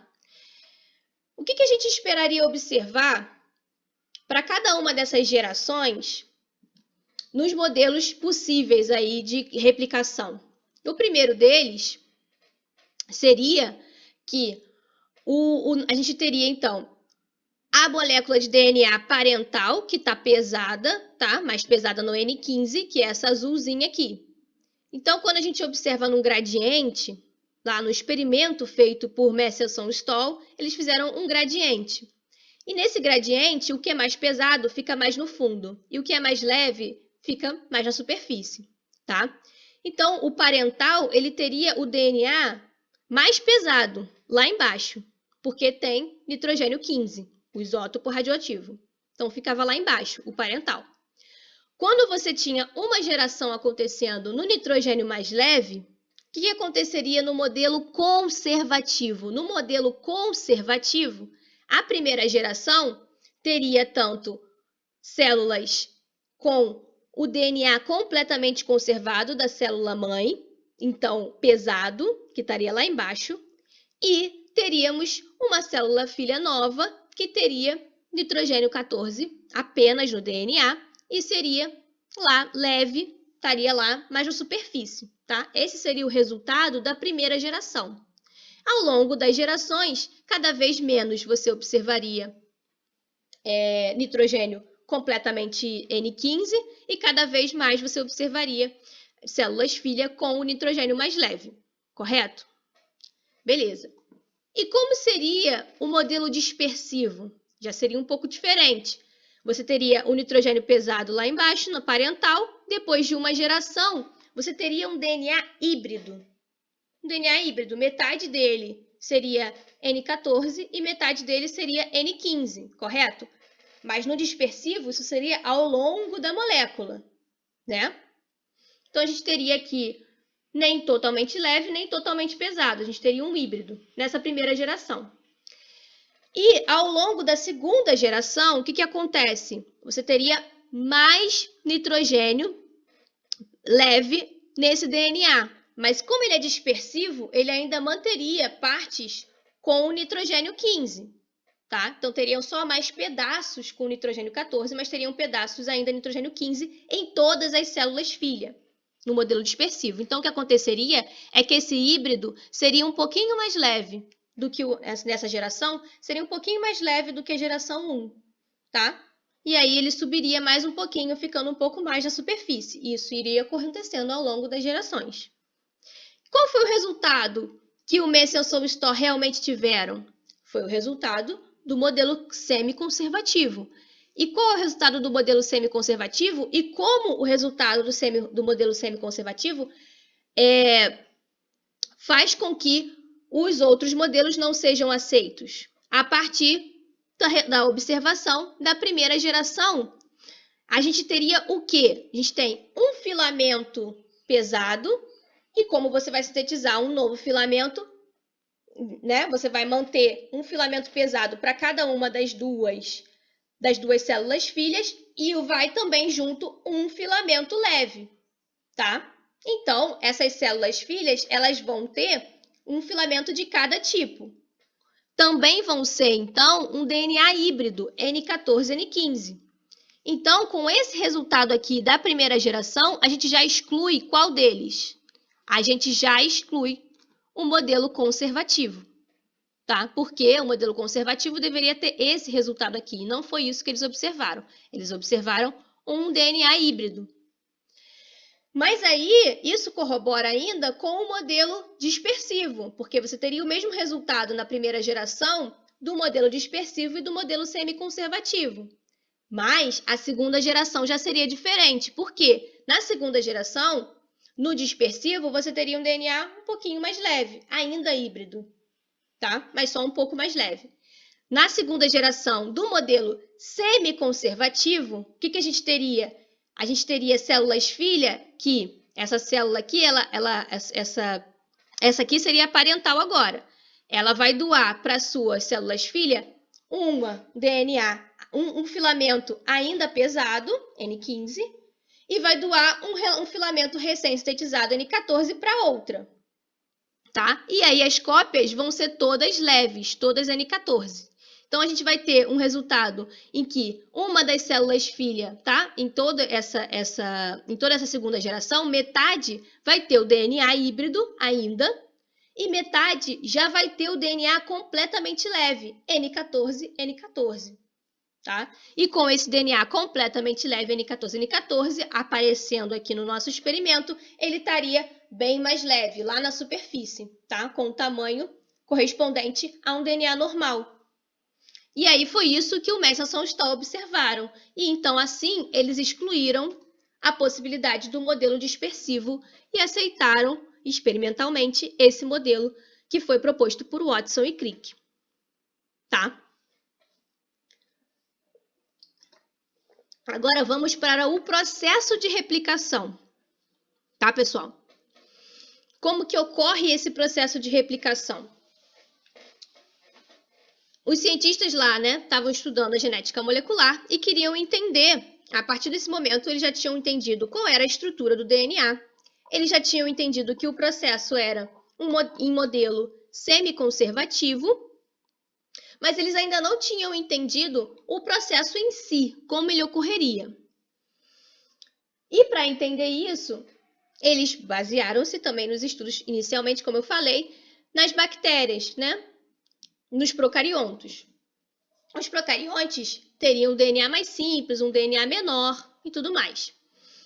E o primeiro cientista lá que estudando as bactérias, ele resolveu marcar isotopicamente também, uma marcação radioativa, e fez umas autorradiografias. Não vou me estender em relação a essa metodologia em si, mas é uma marcação também radioativa, tá? Do DNA. Ele fez o quê? Ele pegou as células lá, as bactérias, e deixou por uma geração crescendo nesse meio marcado radioativamente, tá? E como a gente sabe que o nosso modelo, né, é semi-conservativo, o que a gente teve? A gente teve a fita de DNA normal gerando células-filha com uma fita híbrida, né? Uma fita normal e uma fita radioativa, tá? E aí, com essa marcação radioativa por uma geração, ele foi lá, revelou lá a autorradiografia dele e observou isso aqui. A autorradiografia que ele observou foi essa aqui. O que ele observou aqui? Que o DNA, ele era circular em bactérias. Isso foi muito importante e é assim mesmo que ocorre. O DNA em bactérias, ele é circular. A gente conseguiu observar no microscópio, né? Já naquele momento, já era possível observar no microscópio que as células maiores, as células eucarióticas, que formavam aqueles cromossomos, tá? E você conseguia ver os cromossomos. É um DNA linear que fica em forma de cromossomo, né? Em cromossomo linear. Mas as bactérias não, elas não têm aquele formato de cromossomo daquele jeito. O cromossomo da bactéria é assim, ele é linear, ele é circular. E aí assim que eles chegaram nessa conclusão, tá? E aqui foi o que eles observaram e essa foi a interpretação deles, tá? Um DNA que se fecha lá e forma um círculo. Depois disso, eles fizeram uma geração lá da bactéria naquele meio radioativo e eles conseguiram observar, tirar autorradiografias durante a replicação. Isso foi revolucionário. A partir disso, eles conseguiram observar o momento do processo de replicação. Eles estavam tentando entender esse processo. E ali eles conseguiram observar uma autorradiografia durante esse processo. E como que ela foi observada? Dessa maneira aqui, tá? Ela estava assim. A gente tinha lá o cromossomo e tinha aqui sendo formado como se fosse uma bolha, né? Você vê a abertura de uma bolha. Por isso que a gente chama de bolha de replicação. Você formando ali uma bolha. E aqui nas pontas da bolha, você tem o que eles chamaram de forquilhas de replicação, tá? Forquilhas essa abertura, ela ia aumentando, aumentando, aumentando, né? É como as forquilhas, elas iam indo cada uma numa direção, tá? E aqui está sendo representado pela seta, a direção das forquilhas. Tá? Aqui foi a primeira observação que eles tiveram das forquilhas de replicação, da tal abertura do zíper. Né? A gente falou que abre o zíper. A abertura do zíper é aqui, é pela forquilha de replicação. Tá? E a replicação ela vai acontecendo ali. Ela vai acontecendo ali e o que a gente tem? A gente tinha uma dupla fita de DNA em que uma fita era radioativa e a outra não, lembram? Então, ela tinha esse formato desses pontinhos aqui que conseguiam ser revelados, tá? E aí, quando você tem uma síntese de um novo DNA pelo modelo semiconservativo, você tem aqui uma fita ainda normal que vai ser usada para fazer o pareamento com uma nova fita, né, radioativa. E por isso você tem aqui uma fita ainda, ó, azul com amarelo, ainda híbrida, tá? E aqui essa é a observação e essa é a interpretação deles, tá? A outra fita que está sendo sintetizada nova, ela vai ser o molde, né? Vai ser a fita radioativa e vai estar sendo sintetizado uma nova fita radioativa. Então, aqui você tem amarelo com amarelo. Tá? Então, as duas fitas sendo radioativas. Imagina que a amarela é a radioativa, né? Você tem as duas fitas sendo radioativas. E por isso, tá vendo que aqui é mais grosso, tá? Você tem mais pontinhos. Você consegue observar na autorradiografia isso, que aqui as duas fitas são radioativas. Então, realmente, por isso que eles interpretaram que isso seria a replicação no modelo semiconservativo. E eles conseguiram observar a tal abertura do zíper, tá? E esses novos filamentos que estão sendo sintetizados ali na forquilha? Você está sintetizando novos filamentos. Eles são sintetizados por quem? Os novos filamentos de DNA que estão ali, eles são sintetizados por quem? Eu acho que isso vocês já sabem. O nome, pelo menos. Alguém responde? Polimerase. Exatamente, Iris. As DNA polimerases que vão estar sintetizando esses novos filamentos. Vamos falar sobre elas agora? O que são as DNA polimerases? Elas são enzimas, tá? Então, proteínas com capacidade catalítica, né, de realizar uma reação. E a capacidade catalítica dela, principal, é de adicionar desoxirribonucleotídeos, ou seja, aqueles nucleotídeos livres, tá? A uma ponta 'três' de uma cadeia crescente de nucleotídeos. Ou seja, a síntese dela vai ser sempre do 5' para o 3'. Tá? Por quê? Porque ela precisa dessa ponta 3'OH. Já vamos ver. E ela vai usar como molde o filamento de DNA que está exposto. Então, a gente tem a abertura do zíper, você vai ter lá um filamento que vai ser molde para que ela sintetize um novo filamento. Molde para usar aquele pareamento específico, AT, C com G.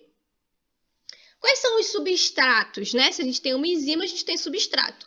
Qual é o substrato da DNA polimerase?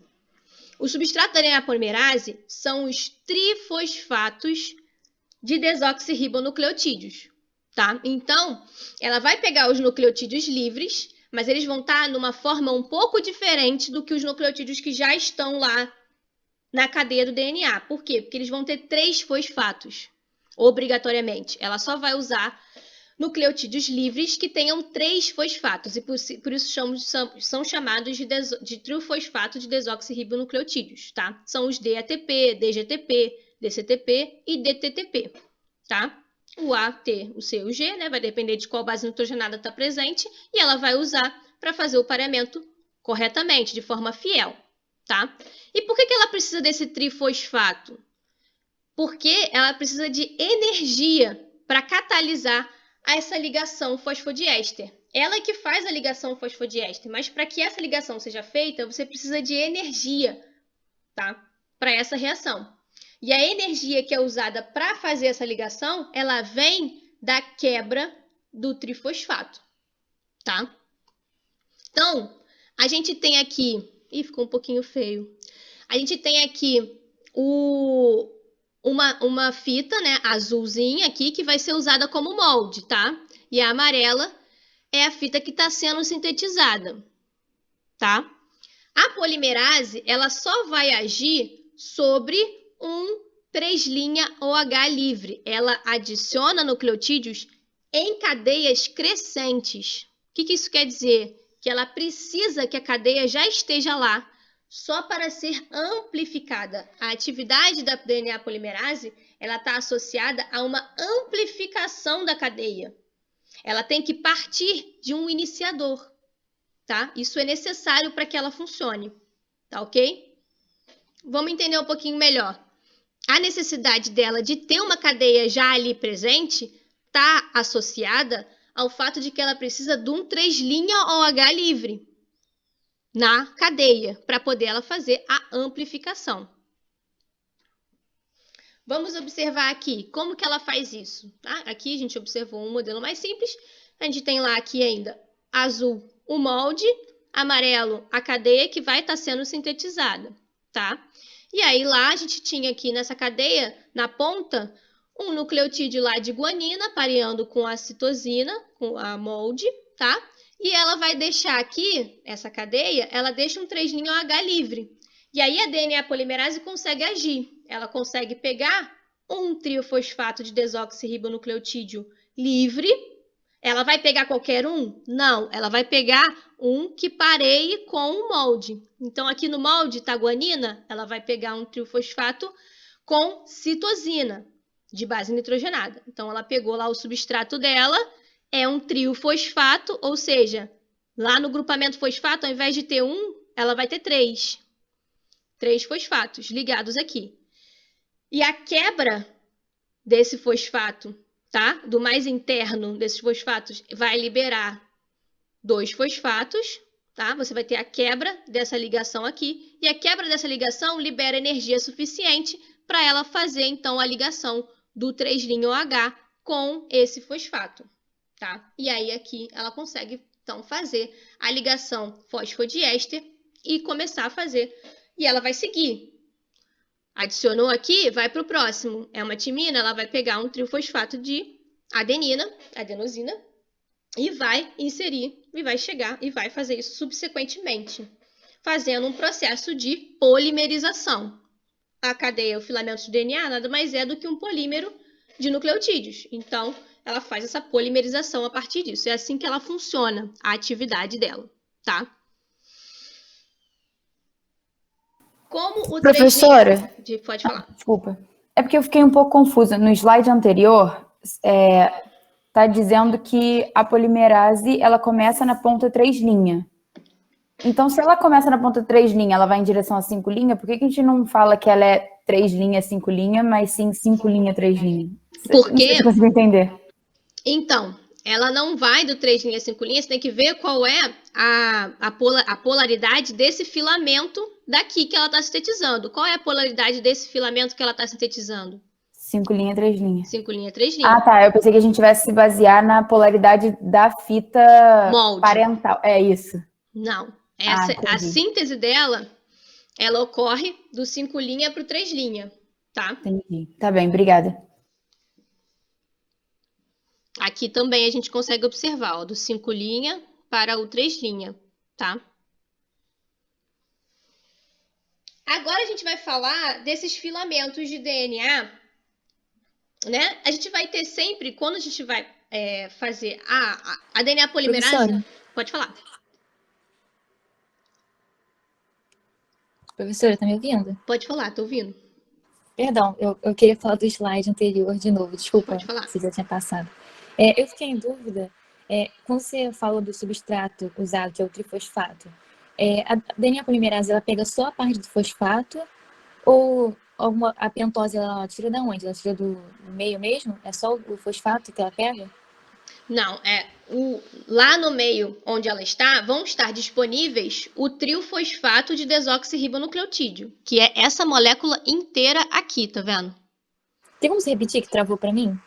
O que está livre lá no meio para ela usar como substrato é essa molécula inteira aqui, ó. Tá vendo meu cursor? Essa molécula inteira aqui, que tem um grupamento fosfato com 3 fosfatos, um grupamento de açúcar desoxirribose e um grupamento de base nitrogenada de citosina, ele está lá livre no meio. Esse é o substrato. No citosol mesmo. Isso, ele inteiro. Ele inteiro é uma molécula que está ali no meio. O que acontece é que vai entrando dentro do arcabouço lá catalítico daquela enzima, ela tem lá um bolso lá em que ela consegue encaixar esses substratos. Aí ela encaixa e a ligação de hidrogênio não forma aqui, esse aqui não está certo. Aí ela tira, pega outro.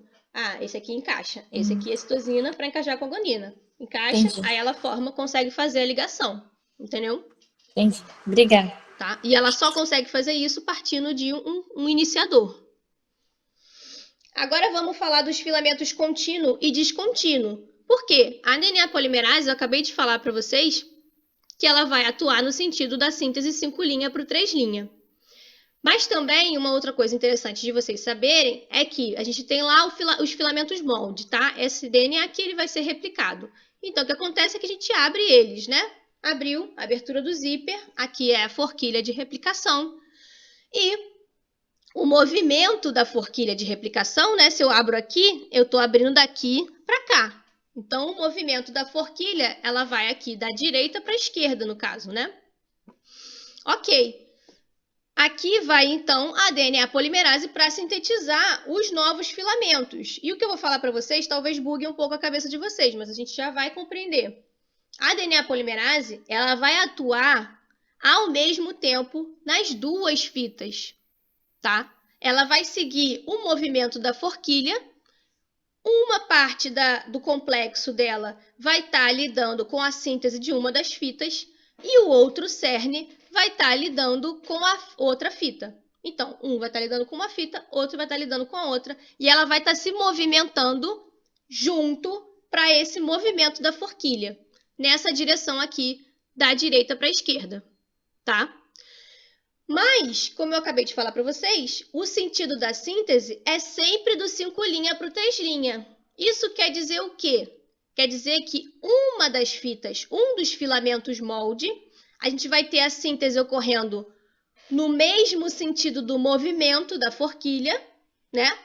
Uma síntese vai estar acontecendo dentro do mesmo movimento da forquilha. Então, se a gente tem aqui esse filamento que é 5', 3', né? Esse filamento em azul.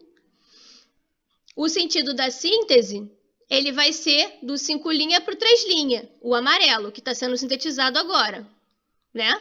E esse sentido 5', 3' da síntese desse filamento está no mesmo sentido do movimento da forquilha. Sentido da síntese, movimento da forquilha. Esse filamento a gente chama de contínuo, o que está sendo sintetizado, tá?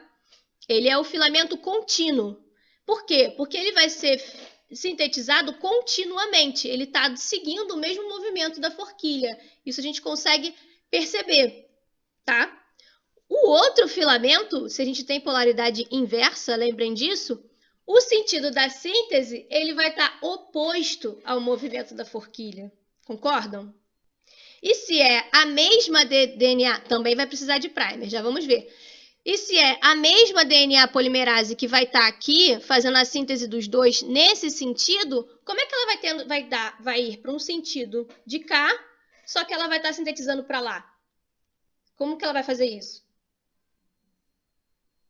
Tá? Isso vai acontecer a partir da formação de uma alça, que a gente já vai ver, tá? Então, o que é importante que vocês saibam aqui é que esse filamento que está no mesmo sentido do movimento da forquilha, né? A síntese está ocorrendo no mesmo sentido do movimento da forquilha, é o filamento contínuo. E o outro, ele vai ser o filamento discontínuo, justamente porque a síntese dele não vai conseguir ocorrer continuamente, ela vai ocorrer em pedaços. Então, vamos falar um pouco mais da síntese desse filamento discontínuo, né? Porque o contínuo a gente consegue já entender como é que ele vai acontecer. Mas e o discontínuo? Ele também é chamado de filamento lagging, tá? Um é chamado de leading, esqueci de falar, e o outro lagging. É que eu não gosto muito dos termos em inglês, eu gosto dos termos em português. O contínuo pode ser chamado de leader, porque vem de leading, e o lagging vem de lento, né? Seria o filamento lento. Esse filamento ele vai ser sintetizado em segmentos curtos, tá? Esses segmentos vão ser chamados de fragmentos de Okazaki, tá? É o nome do cientista que descobriu, né, esse mecanismo lá de síntese e tudo mais. E esses segmentos curtos é por quê? Porque ela vai estar indo nessa direção e vai estar sintetizando na direção oposta. Então, ela é como se ela fosse sintetizando aos pouquinhos, né? Segue para lá e volta, segue para lá e vai, e segue para lá e volta.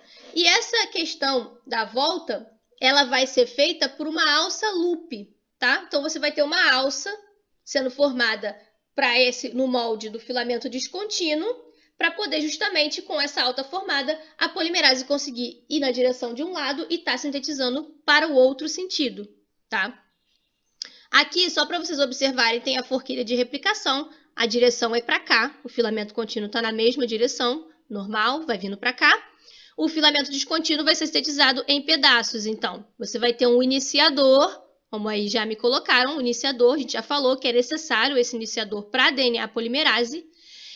Ela vai sintetizar, então, um pedaço, um bloco, tá? Nesse sentido oposto ao movimento da forquilha.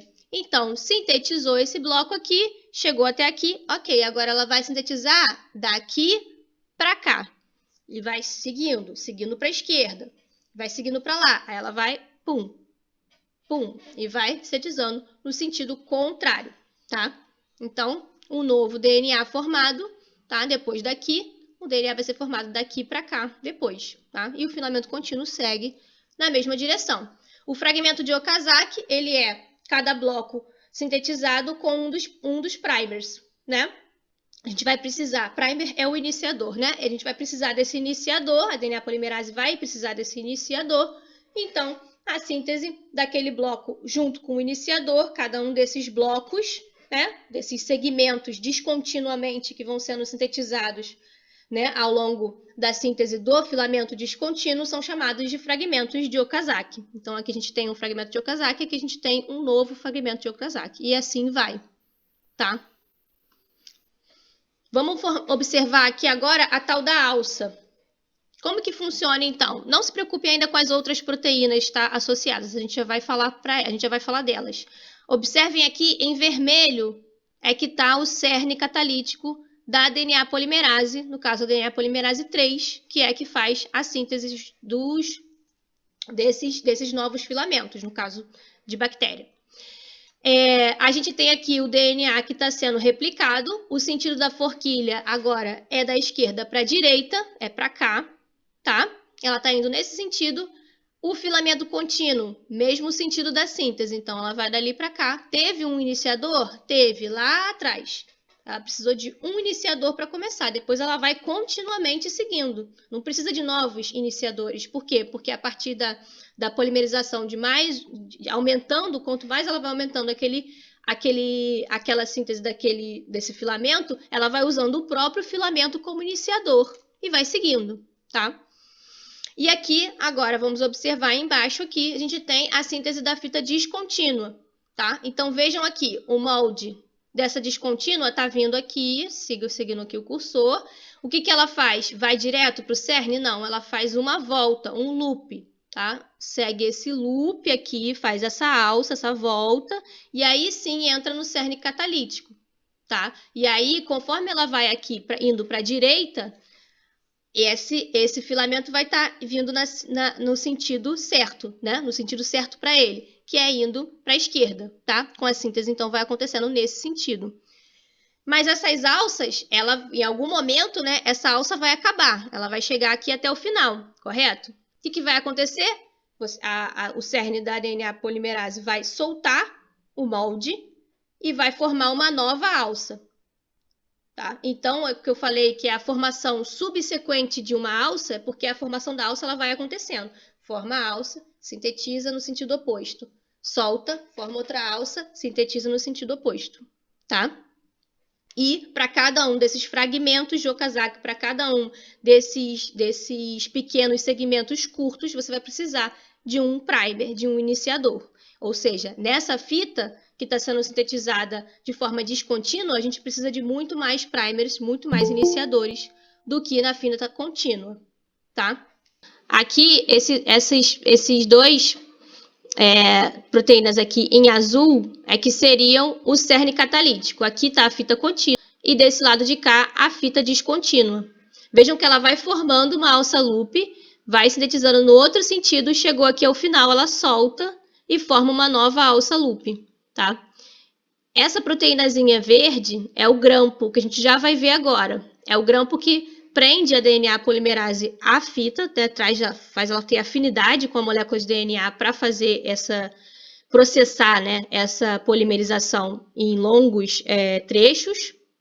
E esse grampo ele solta junto, né? É justamente o que solta e ele que vai prender novamente uma nova alça. Aí vem o próximo, ela pega um novo grampo e consegue faz a alça novamente, tá? Isso subsequentemente vai acontecendo. Essas proteínas que estão associadas à replicação, elas vão formar essa máquina molecular que a gente chama de replissomo. Dentre elas está a DNA polimerase, mas vão estar diversas outras que a gente vai falar agora. A primeira delas, vamos falar dessa holoenzima DNA polimerase, que é a DNA polimerase 3, tá? De bactérias. Ela vai ter essa função de sintetizar os novos filamentos de DNA. Ela tem 2 cernes, como eu acabei de mostrar para vocês lá naquele videozinho, ela tem 2 cernes catalíticos. Cada um deles vai lidar com uma das fitas. Uma vai lidar com a fita contínua e a outra vai lidar com a fita descontínua, seguindo lá na forquilha de replicação. E ela tem, para isso, a atividade de síntese dela, que a gente já falou, do 5' para o 3', mas também é importante vocês saberem, só pontuar, que ela tem uma atividade exonuclease 3', 5'. Quando ela vai na direção oposta, 3', 5', ela remove ao invés de adicionar, ela vai cortando, ela vai removendo os nucleotídeos daquele filamento. E ela usa essa atividade exonuclease como uma atividade revisora. Então, quando ela adiciona alguma base errada, ela consegue observar, né, que aquela base ficou errada e retornar, ou seja, remover aquela região e fazer novamente a síntese, revisar a sua síntese para que ela seja fiel realmente. Além disso, eu mostrei para vocês agora há pouco, uma das subunidades dessa holoenzima DNA polimerase são aquele grampo, né, que eu mostrei para vocês, o grampo beta. Esse grampo beta, ele vai se formar ali junto do cerne catalítico da DNA polimerase, é ele que vai prender, pensa num grampo mesmo, ele prende a DNA polimerase e associa ela ao DNA, aquela molécula molde, para que ela não se desprenda rapidamente. Tá? Ou seja, isso faz com que a DNA polimerase tenha uma capacidade processiva, seja uma enzima processiva, que vai aí adicionar dezenas de milhares de nucleotídeos ao longo da replicação, tá? Antes de perder a afinidade. Porque se ficasse o tempo todo a DNA polimerase perdendo a afinidade, recomeça, perde a afinidade, recomeça, seria muito longa, né, a replicação. O processo de replicação ele é rápido, justamente porque as DNA polimerases que são responsáveis pela síntese, elas são muito processivas, conseguem processar milhares, né, de nucleotídeos sem perder a afinidade pelo DNA. A gente tem também a primase. Vocês estavam falando aí dos iniciadores. Vai precisar de um primer iniciador para que a DNA polimerase possa agir, tá? E para isso a gente tem a primase. A primase, ela é uma RNA polimerase. Diferente das DNA polimerases, as RNA polimerases não precisam de primers para fazer a síntese. Elas conseguem usar como molde lá e elas partem a partir de nenhuma cadeia já previamente nascente, tá? Então, elas vão sintetizar uma quantidade pequena, né, alguns nucleotídeozinhos, e gerar lá aquele iniciador para a DNA polimerase poder agir, tá? No filamento descontínuo, você vai precisar muito mais da ação da primase do que no filamento contínuo, tá? Então, elas são RNA polimerases. Isso quer dizer que esses primers, eles são feitos de RNA e não de DNA, tá? Depois eles vão ser removidos, já vou mostrar. E é bom lembrar que as RNA polimerases, como a primase, elas não têm atividade revisora, ou seja, elas podem errar com mais frequência, tá? E também por isso que devem ser substituídos aí esses primers. E esses primers vão ser substituídos por quem?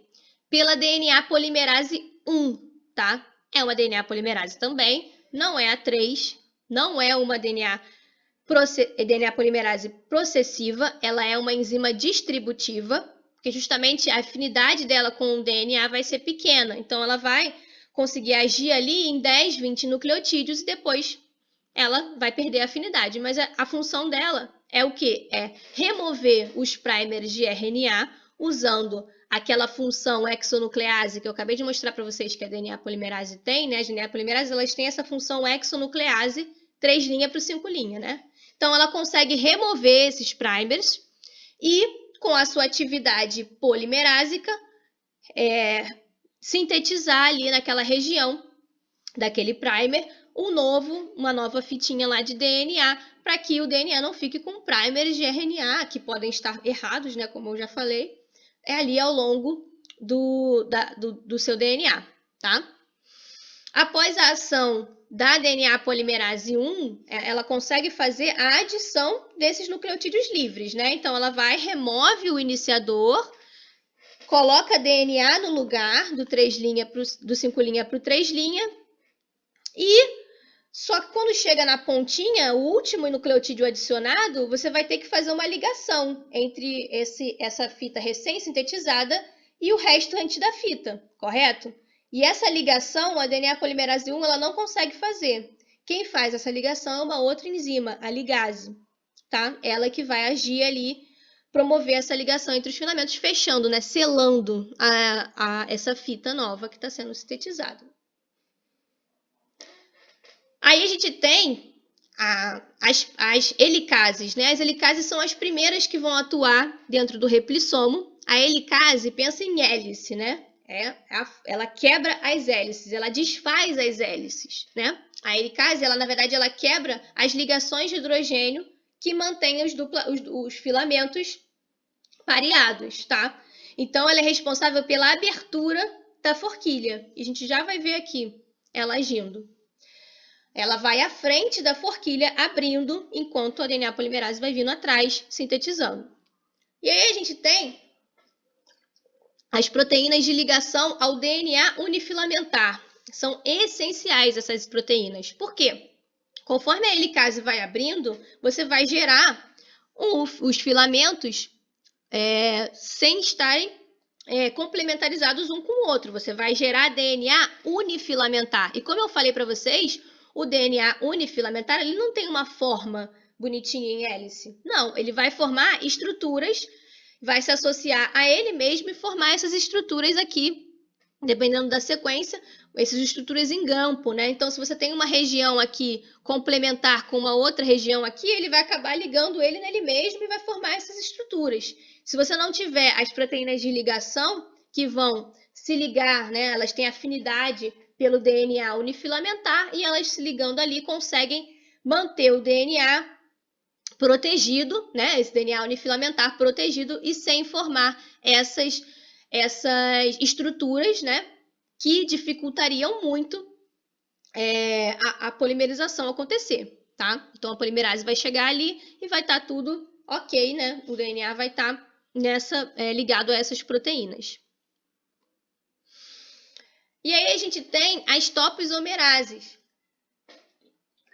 As topizomerases, elas vão estabilizar a dupla hélice. Pensa peguem aí em casa do outro dia, vocês peguem duas fitinhas, enrolem uma na outra, como se fosse formar uma hélice, né? Prende, né, o outro ponto e abre. Se você puxar, abrir, que é o que a helicase faz, abrindo, você vai ter uma formação da hélice atrás dessa abertura, ela vai fazer uma superhélice, né? Ela vai se enrolar nela mesma. E essas superhélices positivas aqui, ó, por exemplo, você tem a abertura, essas superhélices vão ser formadas posteriormente à forquilha, né? Atrás da forquilha. Você vai precisar de enzimas e proteínas que vão estabilizar isso, tá? E as topizomerases, né, tem diversas, tem a DNA girase e outras, elas vão estabilizar essas superhélices, tá? A superhelicoidização formada pela abertura da dupla fita, tá? Como é que ela faz isso? Ela faz isso a partir de quebras do DNA e junções novamente. Então, ela quebra o DNA, deixa o DNA girar para desfazer essas superhélices e liga novamente. E agora sim, conhecendo todas as proteínas, a gente consegue observar o replissomo e compreender que todas essas proteínas são essenciais à replicação do DNA. A replicação do DNA ela ocorre de forma fiel, se não fosse, aqui não estaríamos. Ela ocorre de forma rápida, bactérias aí que têm tempos de geração às vezes de 40 minutos, então você tem o DNA sendo replicado em minutos, né? Completamente. E aí você tem, cada uma dessas proteínas a gente agora já sabe a função. A gente tem lá as DNA polimerase, cada uma lidando com a síntese do filamento contínuo e do filamento descontínuo, os grampos beta que mantém a polimerase ali associada, e temos todas essas outras proteínas que a gente já falou aqui. Então é importante que vocês observem lá os replissomos, tem várias representações dele, e consiga entender cada uma das funções dessas proteínas, cada uma delas é extremamente importante para que a replicação ocorra da forma correta. Vamos falar aqui agora da montagem do replissomo, que eu não falei? Como que ocorre a montagem? A partir do quê, né? O que determina que vai acontecer ali, naquele ponto, o início da replicação? O início da replicação ele começa a partir de pontos chamados de origens de replicação. Essas regiões são regiões específicas lá do DNA. Algumas delas vão ter sequências conservadas, como em procariotos, tá? e vai ocorrer a partir do reconhecimento por proteínas chamadas de proteínas DNA-A, tá? Elas vão reconhecer essas origens de replicação, vão se ligar e elas vão abrir a bolha de replicação, tá? Aquela bolha que eu mostrei para vocês. Então, elas vão ser responsáveis por começar a abertura. Só depois da associação dessas DNA-A é que vem as helicases, que as helicases também são chamadas de DNA-B, tá? Aí sim as helicases vão ser recrutadas para essa região, para então associarem-se cada uma a uma das forquilhas. Então lembre-se sempre, quando uma bolha é aberta, você tem duas forquilhas, cada uma indo para um lado. Um filamento contínuo e um filamento descontínuo para esse lado e o contrário para o outro. Sempre isso, tá? O replissomo desse lado, o replissomo do outro lado. E assim vão, tá? E aí, a partir da helicase sendo recrutada, você tem o recrutamento do restante, do replissomo, que a gente já falou aqui, tá? Em procariotos, apenas uma origem de replicação é necessária, porque o DNA ele é pequeno e ele ainda é circular. Então, se você abre a bolha em uma determinada posição, cada uma indo no sentido contrário, elas se encontram lá no final, na outra ponta. Já em eucariotos, as origens de replicação vão ser diversas, tá? Centenas ou até milhares de origens de replicação ao longo dos cromossomos, porque eles vão ser maiores, né? Em eucariotos, essas sequências não são muito conservadas, são difíceis de estudar, tá? Então não vou me estender muito, mas compreendam que em eucariotos você vai ter que ter diversas origens de replicação, tá? Compreendam também que em eucariotos a gente tem uma outra complicação, a compactação do DNA. Então, isso vai fazer com que você tenha um agente complicador a mais, né? Eles vão ter lá aquela primeira e segundo estágio de compactação que eu mostrei para vocês. Então, para que a replicação ocorra, você vai ter que desmontar esses nucleossomos, você vai ter que desmontar essa compactação para fazer a replicação e depois você vai ter que montar de novo, tá? E essas desmontagens e remontagens são extremamente importantes. Essas compactações do DNA em regiões específicas, né, que eu falei, tem regiões que vão ficar sempre compactadas e outras não. Como é que isso acontece? Isso também é uma característica, é uma informação genética também. Pensem nisso, tá? É o que a gente chama de epigenética.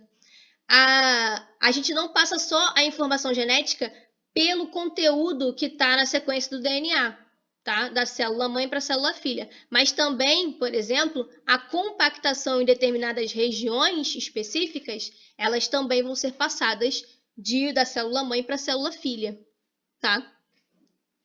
E aí a gente tem aí as proteínas que estão associadas a essa desmontagem e remontagem são as proteínas CAF1, que é o fator 1 de montagem da cromatina, e uma proteína em formato de grampo, que é o antígeno nuclear de proliferação celular, ou PCNA, que é a sigla. Esse grampo, ele é como se fosse o análogo do grampo beta, que a gente já falou aqui, que seriam em procariotos, né? Mas em eucariotos, ao invés dos grampos beta, você tem o PCNA. É ele que vai manter ali as DNA polimerases, né, associadas ao DNA, e também é ele que vai estar associado a diversos processos ao longo na célula, e um deles é a compactação também do DNA. Ele vai estar se associando também a essas histonas, né? Para realizar, então, a compactação depois que a forquilha de replicação passou. Tá bom? Pessoal, eu vou ficar por aqui, porque não vai dar para a gente, só em 7 minutos, falar sobre os telômeros, tá? Então, a gente vai falar de telômeros e da telomerase na próxima aula, tá? Mas só vou fazer uma introduçãozinha, que é o último ponto, né, da replicação em eucariotos, que eu quero que vocês compreendam, além do fato das origens de replicação serem diferentes. A compactação do DNA é diferente, tá? O restante, aquele replissomo que a gente observou, é tudo muito parecido, tá? diferenças em relação a tamanho, a enzima é maior e tudo mais, mas não é tão importante que a gente saiba isso, né? Todos os outros componentes do ribossoma são muito similares, muito conservados entre procariotos e eucariotos, tá?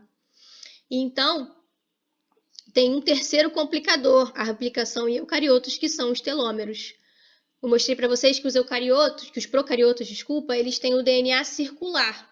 Então, com o DNA completamente circular, eles não têm telômeros. Os telômeros, eles estão presentes no DNA linear. Quando o DNA é linear, como é o caso de nós eucariotos, você tem lá a ponta do DNA, né? E a ponta do DNA, ela é muito importante e vai ser um complicador, um fator complicador durante a replicação, tá? Então, existem estratégias para proteger esses telômeros, tá? Em diversas células, esses telômeros também estão associados ao envelhecimento celular e a diversas doenças também, tá? Então, semana que vem a gente começa a partir de telômeros e fala da expressão gênica.